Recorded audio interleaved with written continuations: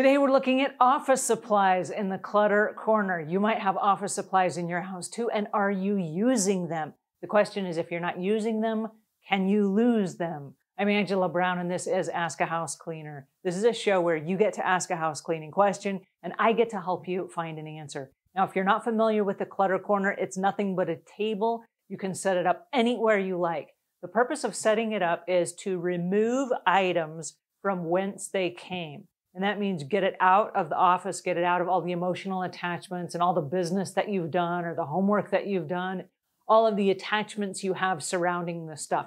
Chunk it in a little box, bring it to a separate location. If you don't have an uncluttered corner, you can even do this outside on a patio or a back deck or anywhere. Bring your box, then we're going to lay everything out on the table, and then we're going to make decisions about that stuff.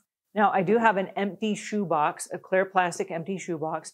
Anything we decide to keep, we're going to put inside the empty shoebox so we can see it, and it will no longer be mysteriously hidden from view, right? Because as we're pulling stuff like this out of the attics and out of the storage rooms and out of the bedrooms and out of the storage units, what we're finding is because people can't see stuff, they're not using it. And so if there's anything in here that they need, they're going back to the store and they're buying it again. I know, expensive, right? So if we can put it in a clear plastic box, and it's possible we keep everything in here, but at least we'll be able to see it, and then we'll know for a fact that we have it and we don't have to buy it again. Anything we decide we're going to toss, it's going to go in this trash bag, and then we're going to go ahead and get rid of it at the end of this session. So we're either going to keep it in the box, we're going to donate it, putting it back in this box, or we're going to toss it in the garbage. Okay, so those are the three things we're giving ourselves permission to do today. All right, so I'm going to lay everything out, and we can see just how much space it's taking up in our lives and how much clutter it's caused us. This is a little packet of the brackets that go on the end of fake blinds. If you're hanging the blinds in the house, and this is a brand new box, looks like it's never been opened. So I'm going to put that over here on the side. I've got a couple of CDs in here, and these look like workout CDs. And I'm guessing this is probably all streamable now, so we'll put this over here in a possibly to-toss bin. I've got some Q-tips. I've got a candle that's never been used. I have what look like a bunch of Post-it notes. And this is what our box looks like right now. It's got a bunch of odds and ends in it. I've got some big monster clips that could go on, I don't know, bags of chips or something. A letter opener, little markers for letters, more Post-it notes, and an eraser, and a piece of plastic, and an old pair of headphones. I'm going to throw these away right now because the earpieces are already broken off. I've got a lighter. Looks like it still lights. More Post-it notes. I've got some Velcro wrap straps, another letter opener, one of these things, some rolls of tape, a sock, some past due stamps, pencil sharpener, another cigarette lighter, more tape, more past due notices, Post-it notes, lots of Post-it notes, a cable, another clippy, more tape, a big chunk of Post-it notes, more Post-it notes, more clips, a pair of tweezers, and I have no idea what those are. Those look like little nose pieces that goes on glasses. Another clip, some bright colored Post-it note strips, a roll of tape, looks like medical tape, and then a whole bunch of highlighters and magic markers. And those are already inside this box, so I'm just going to leave those there. Okay, so this is what we have on our table so far. We have our garbage. I'm going to put that back down here. We have some clippy things. These will always come in handy. I don't know if they're using these or not. I don't know if they want these donated, but these are useful and can be used for lots of things, from like potato chips to bag clips to documents, things like that. So we're going to save those, and And I'm going to open this box and we're going to put these back inside our keep box. So the clips we're going to save. All of the pens and ink pens and magic markers that are in here, we'll donate them because there's like pencils and stuff that are still good. We'll donate them and let someone else sort through those. And along with those, we'll put these erasers in there. Who knows if people are still using erasers for pencils, but we'll put those in there.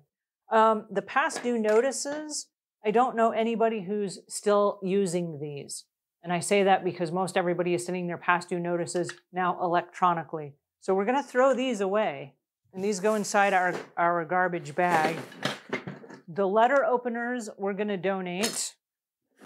The rolls of tape, tape is always good. You can always use tape. Tape never goes out of style. It never wears out. It's still sticky. We'll save the rolls of tape. This looks like a medical roll of tape. Not sure what that's for, but we'll save that. The cigarette lighters. So that one does not work. This one we discovered did work. Let's donate that. I'll put that in there as well. We don't need this. We'll put that in there. I'm gonna keep the thing for the blinds because who knows if their house is full of blinds and they need a replacement, then they'll have this. So I'll put that as a divider inside this container. This is a cord. It looks like it goes to a camera. We did a video the other day on cords and cables. And so I'm gonna add this to their pile. Same family, we'll add this to their pile of cables and cords. The little sticky notes, these I'm gonna put in the donate bin. The one wraps, these are Velcro straps that go along to cables and cords. I'm going to save those inside this container. The Q-tips are still good. These could be for travel. We'll hang on to those as well. They don't actually go in the school supplies. I'm going to leave these out as well, and I'll put those with this sock. This looks like a brand new sock. I don't know if this is one that goes with the family. These are CDs, and I don't know who's using CDs anymore. These are like workout CDs or DVDs. We're going to put those in the trash pile.